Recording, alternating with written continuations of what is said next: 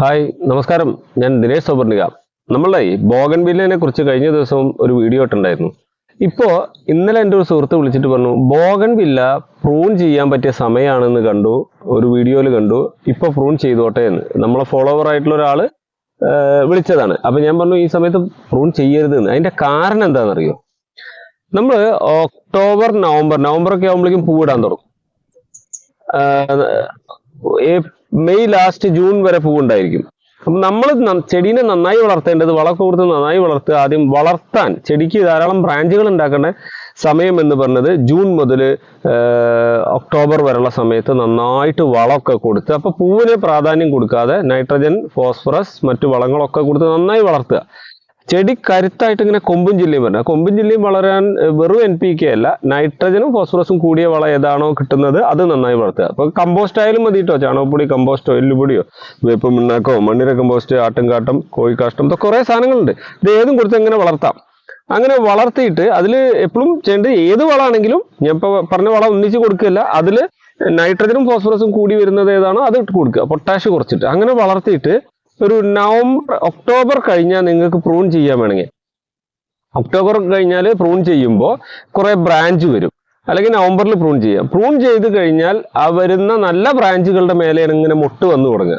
ഇപ്പോഴത്തെ അവസ്ഥ നമ്മൾ ഒരു തവണ പ്രൂണിംഗ് ഒക്കെ കഴിഞ്ഞ ചെടിയാണ്, വലിയ ചെടികളാണ്, സെറ്റ് ചെയ്ത് വെച്ചതാണ്.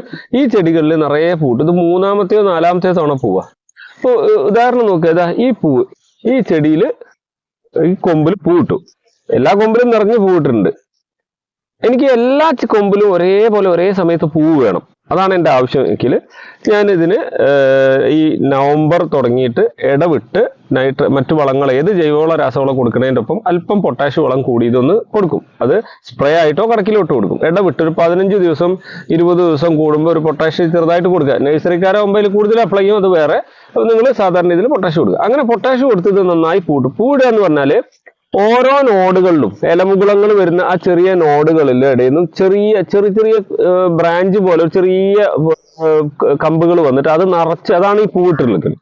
അപ്പൊ ഇത് പൂവിട്ട് കഴിഞ്ഞു കഴിഞ്ഞാൽ അതിന്റെ ഇങ്ങനെ പൂവൊക്കെ കൊഴിഞ്ഞു പോയി കഴിഞ്ഞാൽ ഇതേപോലുള്ള ഉണങ്ങിയ അതിന്റെ പൂവിന്റെ തണ്ട് കാണാം. അപ്പോൾ നിങ്ങൾ ഇത് ഈ സമയത്ത് പ്രൂൺ ചെയ്താൽ എന്താ സംഭവിക്കുക എന്നറിയോ? ഇവിടെ പ്രൂൺ ചെയ്യാൻ ഇവിടെ കട്ട് ചെയ്യുക. ഇവിടെ പ്രൂൺ ചെയ്ത് കഴിഞ്ഞാൽ പിന്നെ ഇതിന്റെ മറ്റ് ഇലഞ്ഞെട്ടികൾ, നോഡുകളുടെ ഉള്ളിൽ നിന്ന് പുതിയ മുകുളങ്ങൾ വന്നിട്ട് വേണം പൂവിടാൻ. അത് ഒരു അബദ്ധമാണ്. കാരണം പിന്നെ പൂവിടൽ വൈകും. അപ്പൊ നിങ്ങൾ ചെയ്യേണ്ടത് എന്താ പറയുക, ഇപ്പൊ പൂവിട്ട് നല്ലോണം നിൽക്കുക. ഇപ്പൊ ഇത് 4ാമത്തെ ഘട്ടമൊക്കെ ആയി പൂവിട്ടിട്ട്. ഈ പൂവിട്ട് നിൽക്കുമ്പോൾ ഇതിന് കുറച്ചും കൂടി പൊട്ടാഷൊക്കെ ഇട്ട് കൊടുത്ത് ഒന്നും കൂടി ഇങ്ങോട്ട് തളിർത്ത് നിറച്ച് പൂവിടുന്ന തരത്തിലേക്ക് ആക്കുക. ഒരു കുറച്ച് ദിവസം കൂടി ഇത് നിറച്ച് പൂവുണ്ടാവും. അപ്പൊ ഇതൊരു അടുത്ത ഘട്ടത്തിലെ പൂവ് ഫുള്ളായിട്ടില്ല കേട്ടോ. പൂവ് വന്നു തുടങ്ങുക. പെയിൽ ഗ്രീൻ കളറിൽ ഇങ്ങനെ വന്നു, വൈറ്റ് കളറിൽ ആയി, അത് പിന്നെ പിങ്കിലേക്ക് പോവുകയാണ്, സിൽവർ ഡിലൈറ്റ് ആണ്. അപ്പൊ നിങ്ങൾ ആയി വരുന്നുള്ളൂ. ഇത് മുഴുവനാവാൻ ഇനി 15-20 ദിവസത്തിലേറെ സമയം എടുക്കും ഇത് ഫുള്ള് പൂവാൻ, നല്ല കളറായി നിൽക്കാൻ.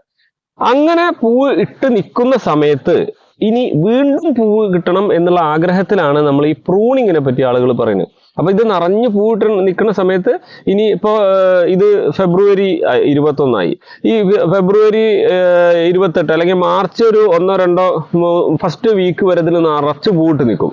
എനിക്ക് ആ മാർച്ച് ഫസ്റ്റ് വീക്ക് കഴിഞ്ഞ ഉടനെ അതിന്റെ പൂ ഇങ്ങനെ കൊഴിയാൻ തുടങ്ങും. അപ്പൊ ഇത് ആകെ ഒരു ഡ്രൈ ആയ പോലെയല്ലേ, അല്ലെ, പൂവൊക്കെ കൊഴിഞ്ഞു. ആ അവസ്ഥയിൽ വീണ്ടും പെട്ടെന്ന് പൂവ് വരണം. അതിന് ചെയ്യേണ്ടത് എന്താ വെച്ചാല്, ഇതില് പൂവ് കൊഴിഞ്ഞ ഞെട്ടികൾ ഉണ്ടാവും. പൂവ് കൊഴിഞ്ഞ ഞെട്ടികൾ എന്ന് പറഞ്ഞാൽ ഈ തണ്ടുകൾ മാത്രം നിങ്ങൾ കട്ട് ചെയ്ത് കളയാം. ഈ പൂ കൊഴിഞ്ഞ തണ്ടുകൾ മാത്രമേ കട്ട് ചെയ്യാൻ പാടുള്ളൂ. കൊമ്പല്ല കട്ട് ചെയ്യുന്നത്, പൂവുണ്ടായിരുന്നു പൂ കൊഴിഞ്ഞ തണ്ടുകൾ കട്ട് ചെയ്യുക. എന്നിട്ട് നിങ്ങൾ സൂക്ഷ്മമായി ഒരു നിരീക്ഷണം നടത്തുക. ഈ പൂവ് കൊഴിഞ്ഞ തണ്ടിന്റെ തൊട്ടടിയിൽ നിന്ന് കാണാം ഒരു ചെറിയ മുകുളം പോലെ ഇങ്ങനെ പൊന്തുണ്ടാവും. അപ്പോഴും ഇതുമ്മ നിറച്ച് പൂവുണ്ട് കേട്ടോ. ഇപ്പോൾ മാർച്ച് 3-ാം തീയതി 2-ാം തീയതി 3-ാം തീയതി ഒക്കെ ആകുമ്പോൾ നിറച്ച് പൂവുണ്ട് കരുതുക. എനിക്ക് മാർച്ച് 15-ന്റെ ഉള്ളിൽ വീണ്ടും പൂവ് വന്നുകൊണ്ടിരിക്കണം. അതിനെന്താ ചെയ്യേണ്ടത് വെച്ചാൽ ഈ തണ്ട് ഇങ്ങനെ നോക്കുക. ഈ തണ്ട് നോക്കിയിട്ട് തണ്ടിന്റെ ആ പൂവിന്റെ തണ്ട് വന്നത്, ഉണങ്ങിയത്, നിൽക്കുന്നത്, പൂ കൊഴിഞ്ഞതെല്ലാം കട്ട് ചെയ്യുക. അങ്ങനെ കട്ട് ചെയ്ത് കളഞ്ഞതിന്റെ ശേഷം, ഈ പൂവിന്റെ തണ്ടെല്ലാം കട്ട് ചെയ്ത് കളഞ്ഞതിന്റെ ശേഷം ഒരു തവണ അല്ലെങ്കിൽ 2 തവണ ലൈറ്റായിട്ട് നൈട്രജൻ വളം ഇട്ട് കൊടുക്കുക. യൂറിയ അല്ലെങ്കിൽ DAP, കടലപ്പിണ്ണാക്ക് പുളിപ്പിച്ചത്, എന്താ വെച്ചാൽ നൈട്രജൻ വളങ്ങൾ എന്തെങ്കിലും സ്പ്രേ ആയിട്ടോ കടക്കിലോ കൊടുക്കുക. ഇപ്പോഴത്തെ ഈ ചെടീന്റെ കാര്യം പറയുന്നത്. അപ്പോൾ നമ്മൾ 2 തവണ നൈട്രജൻ കൊടുത്തോടുകൂടി ഈ പൂവിന്റെ തണ്ട് നമ്മൾ വെട്ടിയില്ലേ, ആ തണ്ടിന്റെ വെട്ടിയതിന്റെ അടിയിലുള്ള ചെറിയ നോടുകൾ ഞാവില്ല, ചെറിയ മുകുളങ്ങൾ കാണാം, നിങ്ങൾക്ക് ഇതിൽ തന്നെ കാണാം. ആ മുകുളങ്ങൾ ഒന്ന് പൊന്തും, പെട്ടെന്ന് പൊന്തും. പൊന്തി ഒരാഴ്ച ഒരാഴ്ച കഴിഞ്ഞ് 2 ആഴ്ച തുടങ്ങുന്ന സമയത്ത് തന്നെ നിങ്ങൾ 1 തവണ പൊട്ടാഷ്യം ഇട്ട് കൊടുക്കുക. അപ്പൊ എന്താ സംഭവിക്കുക വെച്ചാല് ആ നോട് വന്നതിന്റെ ഉള്ളിലുള്ളത് വേഗം അത് പൂവായിട്ട് പെട്ടെന്ന് ഡെവലപ്പ് ചെയ്യും. അപ്പൊ നമ്മളെ പൂവിന്റെ ഒരു ഈ തണ്ടിന്റെ ഒരു ഭാഗത്ത് പുതിയ നോടുകളിൽ നിന്ന് പുതിയ പൂവിന്റെ ഇത് ഇങ്ങനെ വരാൻ തുടങ്ങും. ആ സമയത്ത് നമ്മളെ പൂവ് ഇവിടെ നിൽക്കുന്നുണ്ടല്ലോ, പൂവ് നിൽക്കുന്നുണ്ട്, ആ പുതിയത് വരാനും തുടങ്ങുന്നുണ്ട് ഇവിടെ. അപ്പൊ നമ്മൾ ഇടവിട്ട് നൈട്രജനും പൊട്ടാഷ്യം വളങ്ങളും ഇട്ട് കൊടുത്തപ്പോ ഇവിടുന്ന് വീണ്ടും മുകുളങ്ങൾ വന്നു, പൂവ് ഇങ്ങനെ സ്റ്റാർട്ട് ചെയ്തു, ലൈറ്റ് പേൽ ഗ്രീൻ കളറിൽ സ്റ്റാർട്ട് ചെയ്തു. അപ്പൊ ഈ പൂവ് ഇവിടെ നിൽക്കുന്നുണ്ട്. ഇനി ഈ പൂവ് കഴിയുമ്പോഴേക്കും എന്ത് സംഭവിക്കും, ഈ തണ്ടിന്റെ തിരിച്ചു വന്ന ചെറിയ നോടുകളുടെ ഭാഗത്ത് നിന്ന് വീണ്ടും ഇത് പൂവായി മാറും. അപ്പൊ ഇതുമേ സ്ഥിരമായിട്ട് പൂവുണ്ടാവും.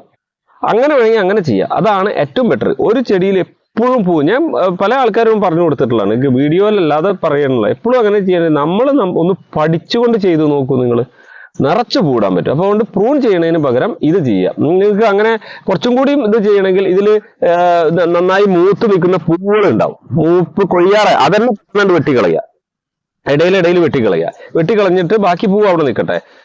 അതിന്റെ ഇടയിൽ നമ്മൾ പുതിയ പൊടിപ്പുകളും പൂവും വരുത്തുകയാണ്. അപ്പൊ അതിനെന്ത് ചെയ്യണം വെച്ചാൽ ഇടയിലുള്ള മൂപ്പായ പൂവൊക്കെ ഉണ്ട് മെല്ലെ വെട്ടിക്കളഞ്ഞിട്ട്, പൂവ് അല്ലെങ്കിൽ കൊഴിയാറായത് പെട്ടെന്ന് തന്നെ വെട്ടിക്കളഞ്ഞിട്ട് നൈട്രജൻ വളം കുറച്ച് 2 തവണയൊക്കെ ആയിട്ട് അപ്ലൈ ചെയ്യുക. ലിക്വിഡായിട്ടോ ഇല വഴിയോ കടക്കിലോ കൊടുക്കുക. അത് കഴിഞ്ഞിട്ട് 1 തവണ പൊട്ടാഷ്യം കൂടി കൊടുത്താൽ ഇടയിൽ വീണ്ടും പൂ വരും. നിങ്ങൾക്ക് ഇതിൽ ഞാൻ വീഡിയോ ക്ലോസ് ചെയ്ത് ആയിട്ട് ഇങ്ങോട്ട് സൂം ചെയ്ത് കാണിച്ചുതരാം. അതിന്റെ ഇടയിൽ ഇങ്ങനെ പുതിയ മുകുളങ്ങൾ ഇങ്ങനെ വന്നു തുടങ്ങുന്നത് കാണാം. നിങ്ങൾ ഈ തണ്ടിലേക്ക് നോക്കട്ടോ, ഇതാണ് നമ്മളുടെ ആ പൂവിന്റെ കൊഴിഞ്ഞു പോയ തണ്ട്. ആ തണ്ടിന്റെ തൊട്ടടിയിൽ നിന്നൊക്കെ ചെറിയ പൊടിപ്പുകൾ വന്നിട്ടുണ്ട്, കണ്ടില്ലേ, ഇവിടെയൊക്കെ വന്നിട്ടുണ്ട്. ഇതാ, അപ്പൊ നമ്മൾ എന്താ ചെയ്യേണ്ടത് വെച്ചാല് ഈ പൊടിപ്പുകൾ കൃത്യമായി കിട്ടാൻ വേണ്ടി ഈ സാധനം, ഈ പൊടിപ്പ് ഈ പൂവിന്റെ ഞെട്ടി കട്ട് ചെയ്ത് കളഞ്ഞാൽ ആ മുകുളം അവിടെ നിൽക്കുന്നുണ്ട്. ഈ മുകുളാണ് അടുത്ത പൂവായി മാറുക. ഈ മുകുളത്തിന്റെ ഉള്ളിൽ നിന്നാണ് അടുത്ത പൂവ് വരിക കേട്ടോ. അപ്പൊ നിങ്ങൾ എന്ത് ചെയ്യും, ഒരിക്കലും ഇതിനെ മുറിച്ച് കളയാതെ ചെയ്യേണ്ട പണി എന്ന് പറഞ്ഞത് ഇതുപോലെ ആ പൂവിന്റെ തണ്ട് മാത്രം വെട്ടിക്കളയുക, നല്ല വളം കൊടുക്കുക. ഒരിക്കലും ഈ സമയത്ത് നിങ്ങൾ പ്രൂണിങ് ചെയ്യരുത്. Thank you.